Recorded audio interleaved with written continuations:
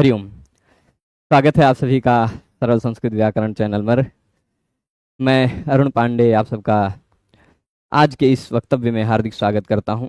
मित्रों, मैं जो वक्तव्य देने जा रहा हूं, मैं जानता हूं इस वक्तव्य को सुनने के बाद बहुत सारे लोग अप्रसन्न हो सकते हैं, बहुत सारे लोगों को कष्ट हो सकता है और बहुत सारे लोग आनंद का भी अनुभव कर सकते हैं। विषय कई हैं, पर मुख्य रूप से जो 2-3 विषय हैं, उन 2-3 विषयों को मैं प्रकाशित करता हुआ आज का अपना वक्तव्य प्रस्तुत करूंगा। कोई कुछ मैंने तैयारी नहीं की है, जो मन में आएगा वह आप सबके सम्मुख बोलूंगा।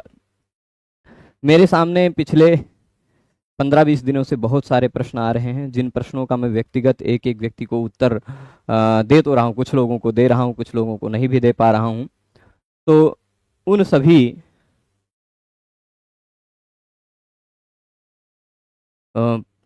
प्रश्नों का उत्तर मैं सोचा एक सार्वजनिक वक्तव्य के माध्यम से दे ही देता हूँ। प्रश्न ऐसे आते थे कि गुरुजी आपने अष्टाध्यायी पढ़ाना छोड़ दिया क्या, या गुरुजी आप अष्टाध्यायी फिर से कब से पढ़ाएंगे, आगे कब बढ़ाएंगे, श्रीमद् वाल्मीकि रामायण कब आगे पढ़ेंगे हम लोग, इत्यादि इत्यादि बहुत सारे प्रश्न हैं। गुरुजी आप अयोध्या छोड़ दिए क्या, अयोध्या में नहीं रह रहे हैं क्या, या अब कब व्याख्यान होगा। इस मतलब उन प्रश्नों को मैं एक एक व्यक्ति को उत्तर देते देते सोचा कि एक सार्वजनिक वक्तव्य उस विषय पर दे देते हैं, जिसमें सभी सूचनाएं होंगी। अग्रिम व्याख्यान कब होगा, पुनः कब पहले जैसी कक्षाएं होंगी, निःशुल्क कक्षाएं, और कहाँ होंगी, कितने बजे से होंगी, और साथ ही साथ कुछ हृदय में जो वेदना है उन वेदना को भी स्पष्ट कर दिया जाए। एक बार मैं उस विषय पर थोड़ा संक्षिप्त में बोल चुका हूँ, संक्षिप्त में नहीं, बहुत विस्तृत बोल चुका हूँ। सभी बातों को जितना मेरे मन में आया था उस दिन, उतनी बातों को बोल दिया हूँ। वो 40 मिनट का वीडियो है, इसी तरह के बैकग्राउंड में है, वो वीडियो आप लोग देख सकते हैं, मिल जाएगा चैनल पर। सनातन धर्म को खोखला कर रही व्यवस्थाएं, ऐसा लिखकर खोजेंगे तो मिल जाएगा। हो सकता है बहुत सारे लोगों ने देखा हो। अभी सूचना मिली है कि उत्तर प्रदेश सरकार ने 2019 में जो उत्तर प्रदेश में संस्कृत विद्यालयों में नियुक्तियों का अवरोध कर दिया था कि अब नई नियुक्तियां नहीं होंगी। मुझे यह समझ में नहीं आ रहा था कि क्यों नियुक्तियां रोकी गई हैं। चलिए ठीक है, नियुक्तियां रोकी थीं उसमें सरकार की अच्छी भावना थी, या नियुक्तियां पुनः आगे बढ़ा दी हैं उसमें सरकार की अच्छी भावना है, यह आप लोग स्वयं विचार कीजिएगा। पर 2019 में नियुक्तियों को रोक करके 2025 में पुनः नियुक्तियों को पुनः प्रारंभ करना और पद्धति में थोड़ा सा भी परिवर्तन न करना। उत्तर प्रदेश शिक्षा सेवा चयन आयोग गठित किया गया है, उसके अनुसार यदि विचार किया जाए तो संस्कृत शिक्षा में है ही नहीं, क्योंकि शिक्षा सेवा चयन आयोग में संस्कृत शिक्षा को कोई स्थान नहीं है। संस्कृत के महाविद्यालयों में जो चयन होगा वह कहाँ से होगा, इसकी कोई स्पष्टता नहीं है। इसकी स्पष्टता अब सरकार ने यह घोषित की कि प्रबंधक जैसे पहले नियुक्तियां किया करते थे वैसे नियुक्तियां करेंगे। तो प्रबंधक कैसे नियुक्तियां करेंगे, क्या होती है प्रक्रिया। बहुत सारे लोगों को ये बातें बुरी लग सकती हैं, लेकिन हम किसी को अच्छा लगने के लिए चिकनी चुपड़ी बातें तो कर नहीं सकते हैं। तो वास्तविकता यही है। इसको मैं आप सबके सामने इसलिए बोल रहा हूं कि आप लोग इन सब वास्तविकता को अपने तरफ से लिखें। मेरा वक्तव्य प्रसारित करें या नहीं, आप लोग अपनी शब्दावली में और अच्छे से लिखें, क्योंकि मैं अपनी समय नहीं निकाल पाया हूं। जो मन में आ रहा है, बस बहुत दिनों से ये प्रतीक्षित था, जैसे समय निकला वैसे मैं सोचा कि कुछ इस पर बोल दूं। तो आप लोगों को जैसा लगे वैसा आप लोग प्रसारित करें, इसको अपने तरफ से लिखें, इसका विरोध करें, क्योंकि इसका निर्मूलन बहुत आवश्यक है। बहुत कष्ट में है संस्कृत शिक्षा, और वर्णन नहीं किया जा सकता है जिस तरह से समग्र प्रदेश में जितने भी संस्कृत महाविद्यालय हैं, बहुत कठिनाई से कह रहा हूं कि मुश्किल से आप उंगली पर गिनने के लिए खोजने लग जाएंगे तो उंगली पर गिनने के लिए अच्छे शिक्षक नहीं मिलेंगे। प्रदेश के सैकड़ों संस्कृत महाविद्यालयों में जिनको उंगली पर गिना जा सके कि ये विद्वान है, ये विद्वान है, ये विद्वान है, ऐसे उंगली पर गिनने भर के विद्वान नहीं मिलेंगे। और यही वास्तविकता है। इसका कारण भी क्या है, कारण एकदम स्पष्ट में जो अभी तक बहुत सारे लोगों के लेखों के माध्यम से, बहुत सारे लोगों से चर्चा के माध्यम से पता चला, वह कारण है नियुक्ति प्रक्रिया। नियुक्ति प्रक्रिया क्या होती है, इसमें जिला विद्यालय निरीक्षक का क्या योगदान है, क्यों योगदान है, यह थोड़ा विचारणीय है। जिला विद्यालय निरीक्षक होते हैं जो अलग अलग जिलाओं में विद्यालयों का निरीक्षण करते हैं। मैं वर्तमान में सरकारी पद पर हूं और सरकारी तंत्र के विरुद्ध मैं नहीं बोल सकता हूं, ऐसा मुझसे कुछ लोगों ने बोला था। मैंने पिछले व्याख्यान में भी वक्तव्य में बोला था और फिर भी बोलूंगा, क्योंकि मैं अपने तरफ से अपने दायित्वों पर कभी कोई लापरवाही नहीं करता हूं। भगवान की कृपा से जो मुझे दायित्व मिलता है मैं उन सभी दायित्वों को पूर्ण करता हूं, यथावत पूर्ण करता हूं, उससे अतिरिक्त कार्य करता हूं। अभी तक 2 विद्यालयों में कार्य कर चुका हूं। उन दोनों विद्यालयों में किसी भी स्टाफ में कोई भी व्यक्ति ऐसा नहीं होगा जो ऐसा कह सके कि अरुण पांडे ने व्यक्तिगत मेरे ऊपर कोई उपकार नहीं किया है। प्रत्येक व्यक्ति का, चाहे जो स्टाफ हो, कोई किसी ना किसी व्यक्ति का कोई ना कोई कार्य मैंने सहयोगात्मक दृष्टि से किया है और मैं किसी से अपने सहयोग की अपेक्षा नहीं रखता हूं। इसको अहंकार न समझा जाए, यह मेरा स्वभाव है। यह स्वभाव है कि मैं अपना कार्य स्वयं करूंगा और अपने कार्य को स्वयं करते करते यदि जो समय मिल जाएगा तो किसी और की मदद, कोई और कठिनाई में पड़ा है तो उसकी मदद करता रहूंगा। यह मेरा व्यक्तित्व है, यह मेरा स्वभाव है। तो मैं जब अपने कार्यों में कभी लापरवाही नहीं करता तो मुझे किसी से भय नहीं है और किसी तरह से कमजोर तो हूं नहीं, भगवान की कृपा से। तो जिला विद्यालय निरीक्षक जो हैं, वह जिला विद्यालय निरीक्षक क्या करते हैं? पहले प्रबंध समिति के सत्यापन इत्यादि के निमित्त प्रबंध समिति सही है कि नहीं है, पद जिस पद को विज्ञापित करने जा रही है वो पद सही है कि नहीं है, उसको हाँ साइन करने के लिए, उसका अनुमोदन करने के लिए चढ़ावा मांगती है।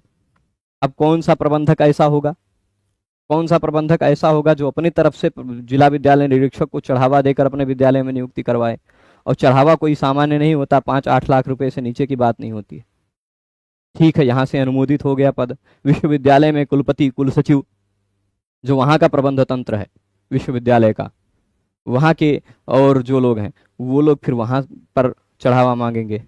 फिर किसी विषय विशेषज्ञ के चयन की प्रक्रिया होगी, विषय विशेषज्ञ को भेजा जाएगा। विषय विशेषज्ञ भी कुछ लोग ऐसे होते हैं जो लोग अपनी दक्षिणा लेते हैं, उसमें अंश होता है उनका, जितने लोग आएंगे उनका भी कुछ कुछ अंश होगा, वो लोग ले लेते हैं।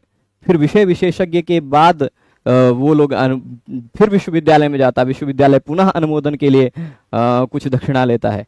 विश्वविद्यालय में जाने के बाद फिर वापस जब उस व्यक्ति की नियुक्ति होती है तो जिला विद्यालय निरीक्षक फिर पहली बार वेतन निकालने के लिए, उसमें भी तमाम जिसका जो जेब गर्म करता जाएगा उसका काम अटके बिना हो जाएगा। विश्वविद्यालयों में यह कहा जाता है कि जो व्यक्ति जेब नहीं गर्म करेगा उसकी फाइल ऐसे टेबल पर पड़ी पड़ी सड़ जाएगी, आगे नहीं बढ़ेगी। यही वास्तविकता है। अब आप बताइए, कौन सा ऐसा गरीब ब्राह्मण के घर का विद्वान होगा जिसने परिश्रम से विद्या अर्जित की होगी? कौन ऐसा होगा जिसने परिश्रम से विद्या अर्जित की होगी और इतना व्यय करेगा? यहाँ संस्कृत के विद्यार्थी के भविष्य की बात है, संस्कृत के विद्वानों के हित की बात है। बहुत सारे विद्वान मैं देख रहा हूँ, मेरे साथ पढ़े हैं, मेरे गुरुजी से पढ़े हैं और हमसे भी बहुत अच्छे अच्छे योग्य लोग हैं जो अयोध्या की गलियों में घूमते हैं, जिनको कोई नहीं पूछता है, कोई संरक्षण नहीं मिलता है। क्यों नहीं मिलता है? क्योंकि वो इन सब लोगों का जेब गर्म नहीं कर सकते। और योग्यता क्या है? योग्यता यह है, ऐसी योग्यता वाले हमारे गुरु भाई जन हैं कि वो एक पक्ष में बैठ जाएं, एक पक्ष में समग्र अयोध्या के समग्र विद्यालयों के सभी अध्यापक बैठ जाएं और कोई सामने नहीं टिक सकता। मैं इस तरह से गर्व से बोलता हूं, मुझे अपने गुरुओं पर भरोसा, अपने गुरु भाइयों पर भरोसा है। ऐसी योग्यता वाले लोग बेकार में बैठते हैं और जिनकी कोई योग्यता नहीं है, वृत्ति वार्तिक में अंतर नहीं पता है, व्याकरण में वी क्या है, आंग क्या है, या व्याकरण शब्द कैसे बना है, या व्याकरण के 3 ग्रंथों का नाम लिखा बता दीजिए, 3 ग्रंथों का नाम नहीं बता सकते हैं। ऐसे जिन्होंने कभी नत्वा सरस्वतीम देवीम नहीं पढ़ा होगा या जिन्होंने कभी वृद्धिराधीच नहीं पढ़ा होगा, ऐसे लोग व्याकरण विभागाध्यक्ष बने हुए हैं और ऐसे 1-2 नहीं, सैकड़ों में है, 1-2 नहीं। तो ये वेदना होती है। ऐसे लोगों के द्वारा कितने संस्कृत छात्रों का भविष्य नष्ट होगा, कितने छात्रों का ही भविष्य नहीं नष्ट होगा। उन छात्रों को जो लोग अपने घर से विद्यालयों में भेजते हैं कि संस्कृत गुरुकुलों में हम भेज देंगे बच्चों को, वहां पढ़ेगा, वहां इसको कुछ सीख जाएगा, उस व्यक्ति का जो अपने बच्चों को यहाँ संस्कृत विद्यालयों में भेजता, उसका घर नष्ट होगा। यथार्थ यही है, क्योंकि उसका बच्चा जब यहाँ संस्कृत गुरुकुलों में आएगा तो इन मूर्खों के पाले पड़कर ये 1 पैसे का नहीं तैयार कर पाएंगे बच्चे को, 1 पैसे का नहीं तैयार कर पाएंगे। और वह बच्चा जब 8-10 साल बाद जाएगा तो उसको लगेगा कि हमारा जीवन बर्बाद हो गया। ऐसे मैं सैकड़ों उदाहरण अपने आसपास देखता हूँ जो कहते हैं गुरुजी हमें कोई मिला नहीं, हम पढ़ नहीं पाए, हमारी पढ़ने की बहुत इच्छा थी लेकिन कुछ नहीं कर पाए, अब क्या करें, कुछ बताएं, कुछ करना है। तो आप सबसे निवेदन है कि संपूर्णानंद संस्कृत विश्वविद्यालय में पुनः, विश्वविद्यालय में ही नहीं विश्वविद्यालय से संबद्ध सभी महाविद्यालयों में पुनः नियुक्तियां प्रारंभ हो गई। आप सब में जो योग्य हों वह सब लोग विश्वविद्यालय से नोटिफिकेशन डाउनलोड करके जहां जहां आपकी योग्यता वहां वहां आवेदन करें, और आवेदन करने पर यदि चयन नहीं होता है तो लड़ाई करें, क्योंकि अपने अधिकार के लिए लड़ना पड़ेगा। जो मूर्ख व्यक्ति बैठ रहा है उसके सामने बैठना पड़ेगा कि हाँ भाई इस मूर्ख की योग्यता मेरे सामने सिद्ध करो। और इसीलिए मैं इन सब से क्यों लड़ रहा हूं, क्योंकि मैंने अनुभव किया है। मैं जो बता रहा हूं, जो बातें सुनेंगे आप दंग रह जाएंगे। मैं न्याय शास्त्र से आचार्य हूं, व्याकरण से आचार्य नहीं हूं। अब हो गया हूं, मतलब पिछले सप्ताह हो गया हूं, अभी तक मैं व्याकरण से आचार्य नहीं था। मैंने व्याकरण से आचार्य जब लिखना प्रारंभ किया द्वितीय सेमेस्टर में, आचार्य के द्वितीय सेमेस्टर में एक प्रश्न पत्र में 100 में से 7 नंबर मुझे मिला। आप बताइए, वह विश्वविद्यालय है, विश्वविद्यालय की परीक्षा प्रक्रिया, मैं सब पर बोलूंगा, किसी को नहीं छोड़ूंगा, चाहे सब कुछ, कितनी शत्रुता होगी भाई, मैं पहले से ही बहुत सारी शत्रुता ले रखा हूं और बहुत सारे शत्रु पीछे पड़े हैं। इन सभी के कारण मैंने छोड़ा है पढ़ाना, और पर कितने दिन के लिए, मैं पीछे नहीं रहने वाला हूं। फिर से लड़ूंगा, फिर से आगे बढ़ूंगा और फिर से पढ़ाऊंगा। तो पर अभी कुछ समय ऐसी है, स्थितियां हैं कि अभी कुछ समय मुझे अपनी स्थिति मजबूत करनी है, अभी सामाजिक रूप से थोड़ा सा अलग से हट कर रहना है। तो इसलिए मैं थोड़ा सा आप लोगों को इस बीच में पिछले 20-25 दिनों से नहीं दिखाई पड़ रहा हूँ सार्वजनिक रूप से। कारण यही है कि बहुत सारी शत्रुता हो गई। पर जब मैंने परीक्षा लिखना शुरू किया, 100 में से 7 नंबर।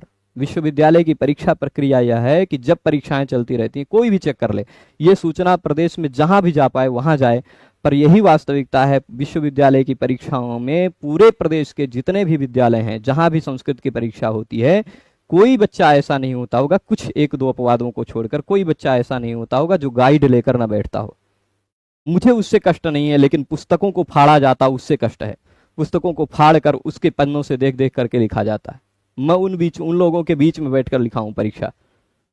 मोबाइल से मैं जो लिख रहा हूं, मेरे कॉपी का फोटो खींच करके उसको बैठ करके लिख रहे हैं, देख के मोबाइल ले लेके बैठ के लिख रहे हैं। भैया कैसे लिख रहे हो, सब बुद्धि से लिख रहे हो, ये कैसे हो रहा है? मतलब लोगों को मुझे, मैं परीक्षा लिख रहा था, मुझे लगता है किसी दूसरे लोक में मैं बैठा हूं।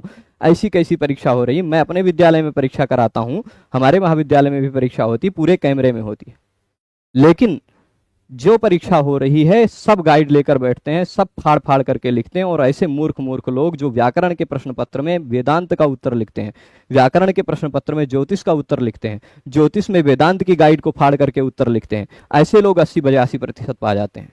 क्या मूल्यांकन करोगे आप लोग? किस तरह मूल्यांकन करने वाले लोगों को बुलाते हो आप लोग? किस तरह परीक्षा करवाते हो आप लोग? यही विश्वविद्यालय की पद्धति है। ऐसे नहीं चलता है, ये खोखला है, पूर्णतया खोखला है। मैं आपको बताऊं, मेरा एक प्रश्न पत्र में 100 में से 7 नंबर आया केवल व्याकरण में। मैंने अपनी शब्दावली में ग्रंथों की मूल पंक्तियों को लिखते हुए, अपनी शब्दावली में व्याख्या करते हुए, कोई यह सिद्ध नहीं कर सकता है कि कहीं से देखकर लिखा हुआ, मेरी शब्दावली है, पंक्तियों को स्मरण करते हुए लिखा, 100 में से 7 नंबर दिया गया। बहुत सारा मैंने इसके पीछे बवाल किया तो पता चलता है कि कॉपी बदल दी गई होगी, अंदर का पन्ना फाड़ कर बीच दूसरे में लगा दिया गया होगा, ऐसा पता चलता है। ठीक है भाई, जो कुछ भी हुआ होगा। उन लोगों को फिर बाद में बहुत बवाल करने के बाद फिर नंबर बढ़ा, 7 से 67 कर दिया गया। 67 भी पर्याप्त तो नहीं है।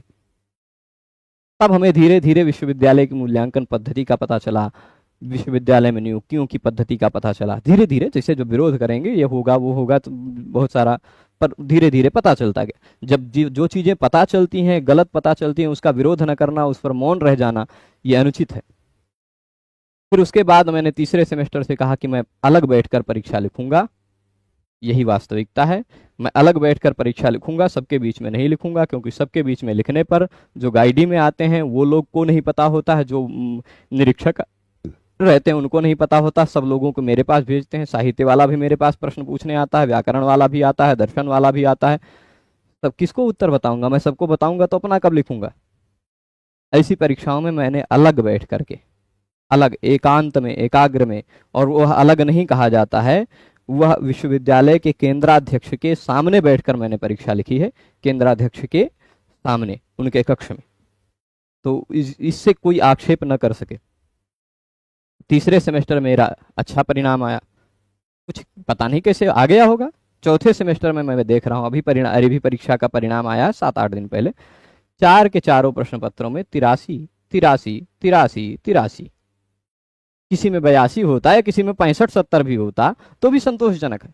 मुझे कष्ट यह है कि मैंने जो लिखा मेरे शब्दों को पढ़े बिना मूल्यांकन किया गया। कोई मेरे शब्दों को पढ़कर मूल्यांकन करके इस तरह नहीं दे सकता है अंक कि चारों पेपर में एक समान अंक हो। ऐसे होता है, ये मैं अपना व्यक्तिगत उदाहरण दे रहा हूं।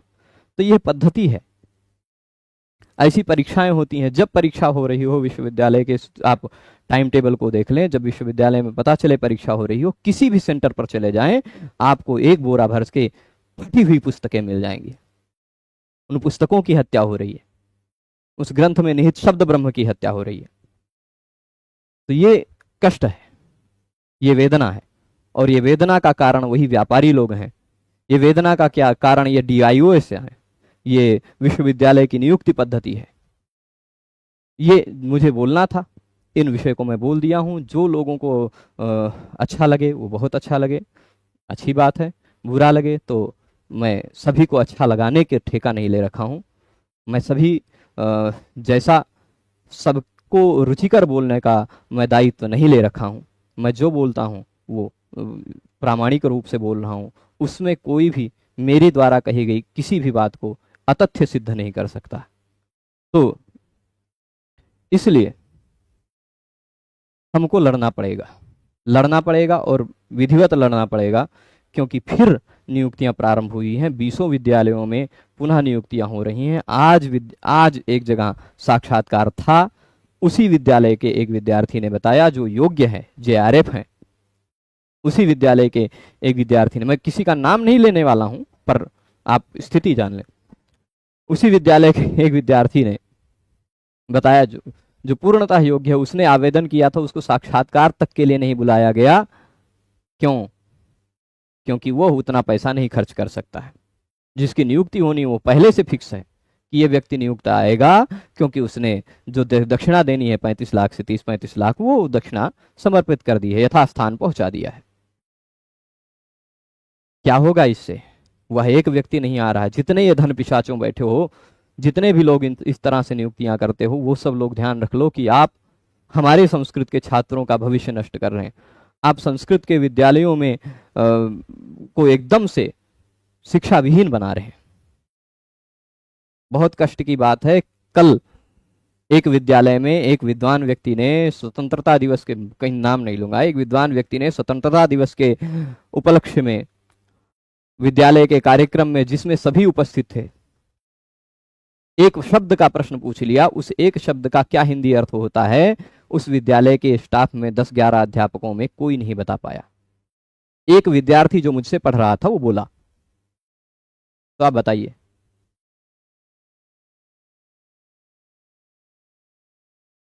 ऐसे अध्यापक क्या करेंगे? किस तरह से उतरेंगे, बोलेंगे?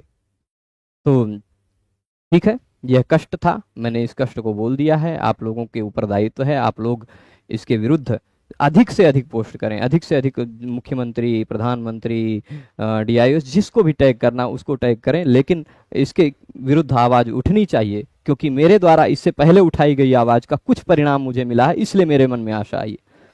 मुझे 1-2 जगह से सूचनाएं मिली हैं कि इस बार पहली बार ऐसा हुआ है कि कुलपति ने लेटर लेकर, पहले नियुक्तियां कैसी होती थी नियुक्तियों में किसी ऐसे पुराने पेपर में जो पेपर कोई नहीं पढ़ता उस पेपर में विज्ञापन निकाल दिया जाता है, और विज्ञापन किसी को पता नहीं चलता है, जिन लोगों ने पैसा दिया है उनसे भरवा लिया जाता है, और 3-4 डमी लोगों को खड़ा कर दिया जाता है, डमी कैंडिडेट को, कि कम से कम 3 रहेंगे तभी तो साक्षात्कार होगा। उतने लोगों का फार्म भरवा के उन्हीं लोगों में से जिसने पैसा दिया उसको चयन करवा लिया जाता था। लेकिन पहली बार हुआ है कि विश्वविद्यालय के वेबसाइट पर भी अब वो डाला जाएगा विज्ञापन, तभी जाकर नियुक्ति होगी। जिन्होंने पहले कर लिया उनका निरस्त होगा, फिर से विश्वविद्यालय के वेबसाइट पर विज्ञापन।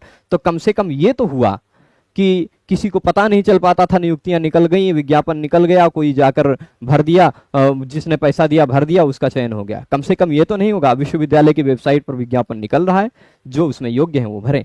वो आवाज उठाने का कुछ परिणाम निकला है। आवाज उठाने के बाद मेरे पास एक और आह्वान है, जो भी अयोध्या के विद्यालय या पूरे प्रदेश के विद्यालय जो चाहते हैं कि हाँ हमें विद्वान की नियुक्ति करनी है, हमें पैसा नहीं खर्च करना है, वो व्यक्ति वीडियो के डिस्क्रिप्शन में मेरा ईमेल है, वहां पर संपर्क कर सकते हैं। विद्वान की नियुक्ति करनी, मैं नहीं करवाऊंगा, मैं ऐसा नहीं कह रहा मैं उस सिस्टम में हूं, पर मुझे एक व्यक्ति जो उसमें सामर्थ्यवान है, जिनका वहां तक व्यवहार है, ऐसे एक व्यक्ति ने संपर्क किया था कि यदि वह व्यक्ति पूर्णतः प्रतिबद्ध हो कि हाँ मुझे विद्वान की ही नियुक्ति करवानी है, तो उस व्यक्ति के लिए विश्वविद्यालय में बात की जा सकती है। विश्वविद्यालय में जो चढ़ावा चढ़ता वो नहीं चढ़ेगा, और विश्वविद्यालय की तरफ से डीआईओस पर भी दबाव डाल दिया जाएगा। यह ऐसा आह्वान यदि कोई व्यक्ति है उसमें तैयार है, पर शर्त यह है कि वह स्वयं जो प्रबंधकीय अंश लेते हैं ना, प्रबंधक लोग भी अपना अपना हिस्सा लेते हैं। जब सब जगह बट ही रहा है तो प्रबंधकों वही में भाई ले लेते हैं अपना, तो पूरा रेट 30-35 तक पहुंच जाता है। तो इसलिए प्रबंधक भी अपना अंश न ले, तो ऐसे में कुछ यदि चाहते हैं जो लोग, वो लोग ईमेल पर के माध्यम से संपर्क कर सकते हैं। संपर्क नंबर मैं सार्वजनिक नहीं करूंगा। फिर दूसरी बात कि ये जो प्रक्रिया है, इस प्रक्रिया से हानि, प्रक्रिया में जितने लोग योगदान है सबको थोड़ा थोड़ा पुरस्कृत कर दिया जाए। प्रक्रिया में उन विद्वानों को धिक्कार है, मैं ये भी बोल रहा हूं, यदि कोई इस प्रक्रिया में जितने लोग हैं इस अनीति के विरुद्ध यदि कोई एक भी खंभा टूट जाए, एक भी व्यक्ति विरोध में चला जाए, तो मुझे नहीं लगता कि ऐसा हो पाएगा।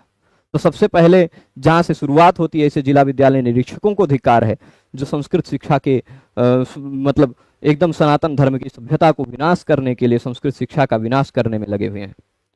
उसके बाद उस विश्वविद्यालय को, जो संस्कृत के नाम पर विश्वविद्यालय है, भारत के प्राचीन विश्वविद्यालयों में से एक विश्वविद्यालय है, उस विश्वविद्यालय के प्रबंध तंत्र को, उस विश्वविद्यालय के प्रशासनिक अधिकारियों को धिक्कार है, जो पूर्णतः इस भ्रष्टाचार में संलिप्त है। फिर उसके बाद उन प्रबंधकों को भी धिक्कार है, जो उस प्रबंधकों में जो धन के बिना योग्यता नियुक्ति नहीं करते हैं। उन प्रबंधकों के अतिरिक्त और धिक्कार उन विद्वानों को भी है, जो अयोग्य लोगों की नियुक्ति पर जिनकी लेखनी चल जाती है, उनका हाथ नहीं कांपता है। तो इन सबको धिक्कार है। यदि इन सभी जगहों में से एक भी स्तंभ, यदि प्रबंधक मात्र चाह ले कि हमें नहीं नियुक्त करना है, तो वो नहीं होगा। यदि वो जो विद्वान आते हैं, जो विषय विशेषज्ञ आते हैं, मूर्खों को नियुक्त करके जाते हैं, वो विषय विशेषज्ञ चाह ले कि हमें नहीं नियुक्त करना है, तो वो अपनी लेखनी नहीं चलाएं। क्यों अपनी सरस्वती को आप लोग अपमानित कर रहे हैं? क्यों अपनी विद्या को अपमानित कर रहे हैं? बात कड़वे हो सकते हैं, पर यह बात यही यथार्थ है। तो इन कष्टों को आप लोग समझें और इसको अधिकाधिक लोगों तक अपने शब्दावली में पहुंचाएं। कोई बहुत विशेष बात नहीं है, बस कुछ अच्छा हो, अच्छे लोग, हर एक विद्यालय में 1-2 अच्छे शिक्षक आ जाएं, हर एक विद्यालय में 1-2 अच्छे लोग आए, 1-2 अच्छे पढ़ाने लग जाएं, कुछ अच्छे छात्र तैयार हों, 1-2 का अनुकरण करते हुए और भी लोग पढ़ाने लग जाएं। ऐसे ऐसे शिक्षक हैं, ऐसे ऐसे संस्कृत विद्यालयों में शिक्षक हैं। कड़वा है पर यही सत्य है कि जो मदिरा पीते हैं, जो मांस की पार्टी करते हैं, निशुल्क क्या कहना, मतलब बिना किसी परिश्रम का जो वेतन, एक बार इन्वेस्टमेंट कर दिया 30-35 लाख, हर महीने जो वेतन मिल रहा है वह बिना किसी परिश्रम का वेतन है। ये आपकी पीढ़ियों को नष्ट करेगा, आपको तो नष्ट करेगा ही। तो ऐसा वेतन पा करके जो लोग बैठे हुए हैं, वो लोग मदिरा, मांस इत्यादि सब में संलिप्त हैं। ऐसे भी बहुत सारे लोग हैं विद्यालयों में। तो इन लोगों का प्रतिकार हो। मैं नहीं चाहता हूं कि ये लोग हटें, जो लोग हैं वो लोग रहें, वो लोग सुधरें, वो लोग भी, क्योंकि किसी की अयोग्य पुरुषो नास्ति योजकस तत्र दुर्लभा, मेरी इन बातों को, मेरी इन वेदनाओं को यदि कोई सह पाए, यदि कोई सुन पाए, तो वो समझे कि मुझे कष्ट है कि एक ग्रंथ कोई पढ़ाने वाला नहीं है। मुझे कष्ट है कि अयोध्या के विद्यार्थी गली गली में घूमते और कहते हैं मुझे लघु कौमुदी पढ़ाने वाला कोई नहीं मिलता, मुझे तर्क संग्रह पढ़ाने वाला कोई नहीं मिलता है। ये कष्ट है। मैं दिन में 1 घंटा 2 घंटे का समय दे पाता हूं, क्या क्या पढ़ाऊंगा, कितना पढ़ाऊंगा। और मैंने चुनौती पिछले वीडियो में दी थी, पूरे अयोध्या की शिक्षा व्यवस्था को चुनौती दी थी कि पूरे अयोध्या में या पूरे प्रदेश में कहीं किसी विद्यालय में, किसी प्रबंधक में, किसी में औकात हो, सामर्थ्य हो, तो मुझे अपने विद्यालय में नियुक्त करके दिखाए। अब इस वचनों को मेरा लोभ न देखा समझा जाए, क्योंकि यदि मैं संस्कृत विद्यालय में नियुक्त करने के लिए अपनी अपनी नियुक्ति के लिए मैं चाह रहा हूं, मैं चाह भी रहा था, मैं जहां पढ़ा रहा था वहां चाह रहा था, कि ये स्पष्ट है, तथ्य है। पर यदि मैं वह चाह रहा था तो इसमें यह भी तथ्य है कि उसमें मेरा व्यक्तिगत कोई लोभ नहीं था। उसमें मेरा, क्योंकि यदि कोई व्यक्ति अपने पद से निम्न पद पर आ रहा है तो इसमें उसका व्यक्तिगत स्वार्थ नहीं है। कोई व्यक्ति अपने पद के नीचे पद पर प्रतिमाह अपना 25,000 नुकसान सहकर आ रहा है। अभी मैं यदि नियुक्त हो जाता हूं संस्कृत विद्यालय में तो मेरा प्रतिमाह 25,000 वेतन में नुकसान है। प्रतिमाह का आप 1 वर्ष का जोड़ लें, फिर प्रमोशन इत्यादि का जोड़ लें तो उतना। और जिस पद पर मैं हूं, राजपत्रित अधिकारी के पद पर हूं, लिस्ट ए के राजपत्रित अधिकारी हूं मैं, प्रदेश के वर्ग ए के अधिकारियों में हूं मैं। वहां के बाद पदोन्नतियों में किस किस पद पर जाते हैं वो सर्वविदित है। और संस्कृत विद्यालय में नियुक्ति के बाद कितनी पदोन्नति हो सकती है, कितना संभव है, यह भी सर्वविदित है। तो यदि कोई व्यक्ति उन सबको छोड़कर, अपने पद को मैं छोड़कर, जिस जगह हूं उसको छोड़कर, जितनी पदोन्नतियां संभव है इस पूरे जीवन में वह सब कुछ छोड़कर मैं संस्कृत विद्यालय में, एक विद्यालय में आकर बधकर कार्य करना चाह रहा हूं, तो इसका मतलब उसमें मेरा लोभ नहीं है, मेरा स्वार्थ नहीं है। मेरा उसमें कोई स्वार्थ नहीं था। मैंने केवल कहा था कि किसी में सामर्थ्य हो वह मुझे अपने यहाँ बैठा कर दिखा दे, मैं अपना प्रतिमाह का नुकसान सह कर आऊँगा, मैं वहाँ के सभी अध्यापकों को जगाऊंगा, मैं वहाँ के सभी छात्रों को जगाऊंगा, लेकिन संस्कृत में शिक्षण होना चाहिए, अध्यापन होना चाहिए। पर कोई नहीं सुनता, किसी एक व्यक्ति ने संपर्क नहीं किया। हाँ, संपर्क किया कुछ दिन पहले, एक आया कि सब लोगों का 35 लाख लगता है, आपका 25 लग जाएगा, आप यदि व्यवस्था कर सकते हैं तो कर दीजिए। अब आप बताइए किस तरह औचित्य है कि जो व्यक्ति, यदि मैं आऊंगा तो मुझे अपने घर से विरोध सहना पड़ेगा, मुझे और समाज से बहुत सारे लोगों से गालियां सहने पड़ेगी, अपने स्टाफ के लोगों का विरोध मैं अभी सह ही रहा हूं, बहुत सारे लोगों का विरोध सहना पड़ेगा कि आप मूर्खता क्यों कर रहे हैं, नीचे पद पर क्यों जा रहे हैं। तो ये सब कुछ क्यों ऐसा होगा? तो बहुत सारे लोग इसका विरोध करेंगे, मेरे परिवार विरोध करेंगे, मेरी खुद जो आर्थिक स्थिति है वो डामाडोल होगी, लेकिन सब कुछ सहा जा सकता है। क्योंकि यहाँ अयोध्या आने के बाद जिस तरह भगवान ने हमसे व्यय करवाया, जिस तरह यदि विभिन्न परिस्थितियों में, घर की स्थितियों में, परिवार की स्थितियों में, जमीन लेने के कारण या यहाँ शिक्षा में व्यय करने के कारण जिस तरह की स्थिति में मैं पहुंचा हूं कि मेरा वेतन का 50% से अधिक वर्तमान में मेरा ईएमआई में जाता है, केवल ईएमआई में, लोनों के। तो वह सब कुछ सह सकता हूं, मुझे नहीं अर्थ का लोभ है। मैं तो तब भी, जो मुझे सही में आत्मीय रूप से जानते हो, मेरे स्वभाव को जानते होंगे, मैं जब लगभग 70-72 हजार मेरी सैलरी थी, मैं लखनऊ में पढ़ा रहा था, उस समय मैंने 15,000 की सैलरी पर काम करने के लिए, उस पद को छोड़ने के लिए मैंने त्यागपत्र लिख दिया था। मैंने अपने गुरुजनों से बात की थी कि गुरुजी मैं यहाँ छोड़कर वहाँ आ रहा हूँ जहाँ 15,000 मिल रहा है। कारण क्या है? कारण यह है कि वहाँ संस्कृत के विद्यार्थी मिलेंगे, यहाँ इंटर कॉलेज में 6, 7, 8, 9, 10, 11, 12 के विद्यार्थी मिल रहे हैं। मुझे केवल संस्कृत पढ़ाना है, अच्छे विद्यार्थियों को पढ़ाना, यही मेरा स्वभाव है और यही वास्तविकता है। मैं आज भी, वास्तविकता यही है कि मैंने आवेदन किया है 1-2 जगह संस्कृत विद्यालयों में, और आवेदन किया है तो आप जानते हैं कि उसमें मेरा कोई व्यक्तिगत लोभ नहीं है। मेरी यही एकमात्र इच्छा है कि मैं किसी संस्कृत विद्यालय में संस्कृत के विद्यार्थियों का, जिनका जो निर्धन है, उनको कुछ प्रबुद्ध बनाकर आगे बढ़ा पाऊंगा, अपनी इस विद्या को कुछ आगे पीढ़ी तक पहुंचा पाऊंगा, जो हमें गुरुजनों की कृपा से जितनी मिली है, जिस अंश में मिली है उतना ही पहुंचा पाऊंगा, उतना ही बहुत है। तो बहुत सारा, जब मैंने ऐसा कहा, बहुत विरोध हुआ। अब उन विरोधों को यदि मैं गणना करने लगूंगा तो आप सब लोग धिक्कारेंगे। मेरा विरोध होना प्रारंभ हुआ, बहुत सारे लोग। अब ये समझ लीजिए कि जिस हॉल में मैं पढ़ा रहा था, उस हॉल में 25x75 के हॉल में पहले 18 महीने तक निःशुल्क प्रतिदिन पढ़ाने पर कुछ नहीं होता है। जिस दिन मैंने शायद जनवरी फरवरी में जब भी मैंने वो वक्तव्य दे दिया, वो वक्तव्य प्रसारित हो गया, पढ़ाना शुरू कर दिया मैंने फिर से अष्टाध्यायी, तो उस वक्तव्य के बाद शत्रुता ऐसी फैली कि उसी हॉल में 3 अलग अलग, एक 2 बार कबूतर की, 1 बार चूहे की बलि दी गई है उसी हॉल में, जिसका चाबी केवल एक मेरे पास होता था, एक मेरे विश्वास पात्र छात्र के पास एक चाबी होती थी, 2 ताले थे, एक चाबी विश्वास पात्र छात्र के पास होती थी, जो प्रतिदिन आकर के सब सेटअप इत्यादि कर देता था। एक चाबी वहाँ के गार्ड के पास, एक चाबी प्राचार्य के पास होती थी। ऐसे उस हॉल में 3 जीवों की बलि दी गई। वह बलि नहीं थी, वास्तविकता है कि बलि के लिए हम भी थोड़ा बहुत पढ़े हैं, हम भी थोड़ा बहुत मंत्र तंत्र जानते हैं। तो बलि जब दी जाती है तो उसके आसपास पूजा वूजा हुआ रहता है, पर वह पूजा वूजा कुछ नहीं था, केवल बस कबूतर का सिर काट करके, सिर अलग शरीर अलग पड़ा हुआ है उसी हॉल में। पिछले दिन मैं ताला बंद करके जाता हूँ, अगले दिन आता हूँ ताला खोलता हूँ तो वहां ऐसी स्थिति में पड़ा है।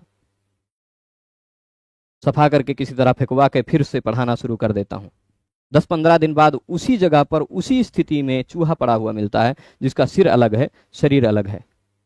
मैं जानता हूं कि यह कोई तांत्रिक क्रिया नहीं है, केवल मेरी मस्तिष्क को परेशान करने के लिए, मुझे मेरी एकाग्रता को भंग करने के लिए, उच्चाटन करने के लिए सारे प्रयोग किए जा रहे हैं।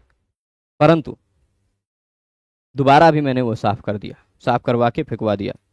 10-15 दिन के अंतराल में अंतिम जो घटना होती है 13 अप्रैल को होती है। 13 अप्रैल के दिन फिर उसी तरह उसी स्थल पर, एक भी इंच आगे पीछे नहीं, एक भी स्थिति आगे पीछे नहीं, 25x75 के हॉल में उसी जगह पर फिर कबूतर मिलता है उसी स्थिति में। तब मन खराब होता। मेरे पास चित्र है, मैं इन सारे चित्रों को सार्वजनिक भी कर सकता हूं। मैं जानता हूं वहां कोई पूजा नहीं हुई थी, कोई तांत्रिक क्रिया नहीं हुई थी, लेकिन ये सब कुछ क्या है? मेरे कारण 3 जीवों की हत्या हुई कि नहीं हुई? तो वो जो कोई भी किया, मैंने यह सोचा था, मैं सीधा हूँ स्वभाव से। बहुत लोग जो मेरे सामने रहते हैं वो जानते हैं मैं सीधा हूँ, लेकिन बहुत खतरनाक स्वभाव है। स्वाभाविक रूप से, सार्वजनिक रूप से मैं बोल रहा हूँ कि मैंने फिर गोपनीय रूप से कैमरा लगाया उस हॉल में। 13 अप्रैल की घटना है। 16 अप्रैल को, पहले फरवरी तक कोई घटना नहीं घटती है। मैं लगभग 18 महीना पढ़ाता हूँ, कोई घटना नहीं घटती है। फिर 1-1.5 महीने के अंदर 3 बार ऐसी घटना घटती है। उसी के 3 दिन बाद मैंने कैमरा लगा दिया, तब से आज तक फिर कोई घटना नहीं घटती है। क्या है भाई? ये सब षड्यंत्र नहीं है तो क्या? मैंने उस हॉल में कैमरा इसी उद्देश्य से गोपनीय ढंग से लगाया। रविवार की छुट्टी के दिन मैंने अपना छुट्टी बर्बाद करके किसी टेक्नीशियन को नहीं बुलाया, अपने आप जाकर लगाया गोपनीय ढंग से, कि वह व्यक्ति कौन है जो रात में एकाग्र में आता है, ऐसा घटनाएं करता है। वो पकड़ में आए तो मैं फिर उसको देख लूंगा, उसका वीडियो सार्वजनिक करूंगा कि ये कौन है, देखिए क्या कर रहा है, और उसको उसका क्या करना वो सब जानते हैं। तो इस उद्देश्य से मैंने कैमरा लगाया, पर उसके बाद कोई घटना नहीं हुई। तो ऐसी भी शत्रुता करने वाले लोग हैं। विभिन्न प्रकार के मंत्र तंत्र अभिचार इत्यादि कर्म किए जाने लगे। मैं नहीं जानता हूँ कौन किया, किसने किया, पर मेरा एक्सीडेंट हुआ, मेरे घर में बहुत सारी अशुभ घटनाएं घटने लगी, बहुत सब कुछ हुआ। तो वो सब कुछ सहते हुए चलता रहा, चलता रहा। धीरे धीरे मैंने इन सब व्यवस्थाओं का विरोध जारी रखा। मैं एक ये भी कह सकता हूँ, उन मठाधीशों को भी कह सकता हूँ, जो मठाधीश बहुत विभिन्न प्रकार से कहते हैं कि हमारा मुख्यमंत्री से बहुत अच्छा स्वभाव है, मुख्यमंत्री से बहुत अच्छा व्यवहार है। बहुत सारे मठाधीश ऐसे हैं जिनका मुख्यमंत्री से अच्छा व्यवहार है, ऐसा सिद्ध करते रहते हैं, उनके साथ फोटोज इत्यादि को प्रसारित करते रहते हैं। पर वही मठाधीश अपने विद्यालयों में नियुक्तियां होती हैं तो फिर कहते हैं कि हमारी कुछ नहीं चलती है, जिला विद्यालय निरीक्षक को देना पड़ता है। विश्वविद्यालय में देना पड़ता है, हमारी कुछ नहीं चलती है। क्या व्यवहार है आपका मुख्यमंत्री से? क्यों नहीं आप यो जिला विद्यालय निरीक्षक पर अंकुश लगाने के लिए मुख्यमंत्री तक संदेश भेज सकते? मान लीजिए आप सार्वजनिक चित्र उनके साथ प्रसारित करते रहते हैं, सार्वजनिक चित्र उनके साथ यदि आप प्रसारित करते रहते हैं तो उन तक लिखित पत्र तो पहुंचा सकते हैं कि हाँ ऐसा हो रहा है, हमें नहीं करवाना है इस जिला विद्यालय निरीक्षक से अनुमोदन। जिला विद्यालय निरीक्षक पर जब ऊपर से प्रहार पड़ेगा, ऊपर से वो होगा, तो कैसे नहीं वो निःशुल्क अनुमोदन करेगा? करेगा। आप में चिकीर्षा नहीं है। आप मठाधीशों जो विभिन्न प्रकार के मंत्रियों से, विभिन्न प्रकार के अधिकारियों को चेला बनाकर घूमते हैं, आप में चिकीर्षा नहीं है, आप में करने की इच्छा नहीं है। आप करना चाहें तो क्या नहीं कर सकते हैं? कौन नहीं झुकेगा आपके सामने? आप विरोध करिए, आपके पीछे तो जनता है, आपके तमाम शिष्य हैं। आप बोलिए कि हमारे विद्यालयों में हम नियुक्त करना चाहते हैं विद्यालयों को, विद्वानों को, लेकिन कोई मठाधीश, सिर्फ मेरे गुरुजी को मैं कह रहा हूँ, हमारे स्वामी जी गुरुजी ने जो जिन विद्यालय में पढ़ा रहा था उसके मठाधीश स्वामी जी ने एक बार विरोध किया, सार्वजनिक रूप से बोला है कि विद्यालयों में जो नियुक्ति की प्रक्रिया है उसका विरोध किया उन्होंने सार्वजनिक रूप से। उनके अतिरिक्त कौन है ऐसा जो सार्वजनिक रूप से विरोध किया है? कोई नहीं किया है। तो आप विरोध तो करें कि हाँ ऐसा होता है। आप पत्र तो भेजें, आप कुछ करने की इच्छा तो जताएं। आप नियुक्ति प्रक्रिया में अध्यक्ष होते हैं, आपकी इच्छा के बिना आप न चाहें तो किसी की नियुक्ति नहीं हो सकती है। आप कैसे इच्छा कर ले जाते हैं किसी मूर्ख को अपने विद्यालय में 30 साल के लिए ढोने के लिए? तो ये सब बहुत विडंबनाएं हैं। इन सब से हम सबको मिलकर लड़ना पड़ेगा और इन सबको सुधारने के लिए मैं कह रहा हूं, बंद हो जाने दो कुछ विद्यालयों को। शब्द कड़वे हैं लेकिन यही यथार्थ है। बंद हो जाएं कुछ विद्यालय, लेकिन आप लोग जो अपने बच्चों को संस्कृत पढ़ाना चाहते हैं, मत भेजो किसी को विद्यालय में, मत भेजो। क्योंकि यहाँ जितने भी प्रदेश में संस्कृत विद्यालय हैं वहाँ कोई विद्वान नहीं है। यदि कह रहे हैं कोई विद्वान है, यदि मैं चुनौती से बोल रहा हूँ, यदि प्रदेश में कह रहे हैं कि हाँ हम इस विद्यालय में विद्वान हैं, तो आए, स्वागत है ऐसे लोगों का। सार्वजनिक रूप से कुछ पंच संध्यंत भाग के, व्याकरण के पंच संध्यंत भाग के पर, तर्क संग्रह भाग पर सार्वजनिक रूप से वीडियो इत्यादि बनाकर शास्त्रार्थ वाक्यार्थ प्रस्तुत कर दें। हम प्रचार करेंगे उस विद्यालय का कि हाँ विश्वविद्यालय में योग्य अध्यापक है। पर आप मत भेजिए ऐसे विद्यालयों में। आप कुछ तो परीक्षा लेकर देखिए। आप कहिए कि भाई कोई एक सूत्र का अर्थ बताइए। कुछ दो चार अध्यापकों को देख लें कि हाँ ये पढ़ा पाएंगे कि नहीं पढ़ा पाएंगे। क्यों अपने बच्चे का भविष्य 8-10 साल के लिए अंधकार में डाल रहे हो? क्यों ऐसे अध्यापकों के पीछे छोड़ रहे हो? नहीं आएंगे छात्र, बंद हो जाने दीजिए विद्यालयों को। क्योंकि आपके छात्र का, आपके पुत्र का, आपकी संतति का बौद्धिक विकास नहीं होगा इन विद्यालयों से। तो इस व्यवस्था को सुधारने की आवश्यकता है। रही बात मैं कब से पढ़ाऊंगा, कहाँ पढ़ाऊंगा, ये अभी भी निश्चित नहीं है। मैंने कहा था कि भगवान चाहेंगे तो जल्द निश्चित हो जाएगा, पर मैं बहुत कष्ट से कह रहा हूँ कि ये अभी भी निश्चित नहीं है। पर मैं आपको एक दिनांक बता रहा हूँ, उस दिनांक तक मैं पूर्णतः निश्चित बता दूंगा। वो दिनांक है 15 सितंबर। 15 सितंबर, आज हो गया 16 अगस्त। आज से 30 दिन बाद 15 सितंबर को मैं सुनिश्चित बता दूंगा कि किस स्थान पर, कितने बजे से, कब से निःशुल्क कक्षाएं फिर से प्रारंभ होंगी। तब तक कुछ समय के लिए, क्योंकि यहाँ रहते रहते संस्कृत विद्यार्थियों की स्थिति देखते देखते ऐसे मैंने व्यय किए, कुछ ऐसे व्यय हुए, कुछ पारिवारिक व्यय ऐसे हुए, कुछ भगवान ऐसे ऐसे दायित्व डालते गए कि उन सबको देखते देखते मैं बहुत भयंकर ऋण में चला गया हूँ। और ऐसे ऋण में चला गया हूँ कि जिससे मुक्त होने में मुझे कम से कम 5 वर्ष लगेगा। तो उस स्थिति को सुधरते ही, उस स्थिति से सुधरते ही फिर पुनः सेवा बहुत दिन नहीं करेंगे। यदि संस्कृत विद्यालय में चलेंगे तो विचार करेंगे कि सेवा करें, यदि संस्कृत विश्वविद्यालय में चलेंगे तो भी विचार करेंगे कि सेवा करें। पर यदि ऐसे ही रहा तो फिर पारिवारिक दायित्व जो है उनको पूर्ण करते ही, वैसे पूर्ण होता नहीं कभी, लेकिन कभी ना कभी तो वानप्रस्थ का समय तो आता है, कभी ना कभी संन्यास का समय आता है, और वो भी समय निश्चित है। वो भी समय हमारे लिख कर रखा है, डेट तक लिख कर रखा है कि उस डेट के बाद हम इस परिवार के साथ, इस समाज के साथ नहीं रहेंगे। उस डेट के बाद हम हट जाएंगे। उस डेट के बाद कहीं एकाग्र में, कहीं एकांत में लेखन का कार्य करेंगे, बैठकर 8-10 घंटा पढ़ाएंगे, कुछ लिख, रात भर लिखेंगे, दिन में पढ़ाएंगे। ऐसे कार्य करना है, क्योंकि 1000 ग्रंथों को शब्द सह निशुल्क पढ़ाना ये छोटा लक्ष्य नहीं है। भगवान पूर्ण करने का सामर्थ्य दें। आप सब बस ऐसे अपना आशीर्वाद बनाए रखें कि भगवान मुझ में ये ऊर्जा जो है, यह ऊर्जा विद्यमान रखें, कुछ पढ़ने पढ़ाने के लिए और प्रेरित करते रहें। मैं आप सबके मध्य फिर से पुनः वैसे ही लाइव के माध्यम से पढ़ाने के लिए उपस्थित हूँ। ऐसी भगवान से प्रार्थना करें, भगवान ऐसा सामर्थ्य दें। और बहुत अधिक नहीं कहना है, जितना कहना था उतना मैंने कह दिया। भगवान जिसको भी मेरी इन बातों से बुरा लगा हो, उन लोगों से मैं ये प्रार्थना करूंगा कि मेरे हृदय में जो वेदना है वो वेदना न रहे। ऐसा कुछ आप उपाय करें। यदि आप उस विषय में, उस व्यवस्था में अपने आप को अपराधी पाते हैं, आत्मविचिंतन करें। आधा घंटा बैठकर आप आत्मचिंतन करें कि मैं ऐसा क्या कर सकता हूँ। जो भी इस व्यवस्था में दोषी हैं वो आत्मचिंतन करें कि मैं ऐसा क्या कर सकता हूँ जिससे ये व्यवस्था सुधर सकती है। वो आत्मचिंतन करें कि मेरा क्या दायित्व है, मैं आगे क्या कर सकता हूँ कि जिससे संस्कृत शिक्षा में कुछ विकास आए। तो मुझे लगता है कि तो कुछ अच्छा कार्य होगा। ठीक है, सभी लोग जुड़े रहे, सभी लोगों ने मेरे इस बकबक को इतनी देर तक सुना, उसके लिए सभी को बहुत बहुत धन्यवाद। नमो नमः।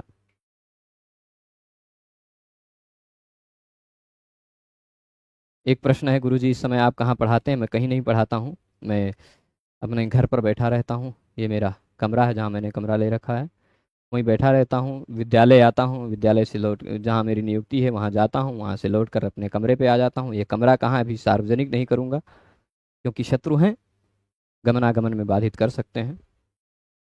तो इसलिए अपने विद्यालय जाता हूँ, फिर घर पहुँच जाता हूँ, घर पे ही रहता हूँ। घर से यदि भगवान वैसा कुछ अनुकूलता देते हैं तो फिर सार्वजनिक रूप से लाइव आ जाता हूँ। ठीक है, चलेगा? तो सभी लोग जुड़े रहे, उसके लिए सभी को बहुत बहुत धन्यवाद। नमो नमः।